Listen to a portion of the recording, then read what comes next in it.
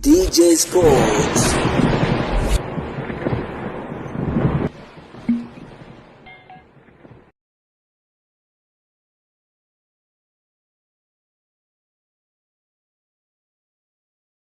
Ni mechi ya kibabe kwelikweli, mechi inayokutanisha kati ya Namungo Football Club dhidi ya Da Young African. Bwana, ni moja kati ya mchezo wa kibabe kwelikweli. Dakika ya 69 Da Young African wamefanikiwa kupata goli lao la kwanza, lakini dakika ya 72 Da Young African wakiwa wamepata goli la pili. Hii ni moja kati ya mechi tamu kwelikweli, lakini pia moja kati ya mechi ambayo imewavutia wengi kusema ukweli, kulingana na aina ya uchezaji wa timu zote mbili. Hivyo tutakwenda kuona nini kitachokwenda kujili hasa mara baada ya dakika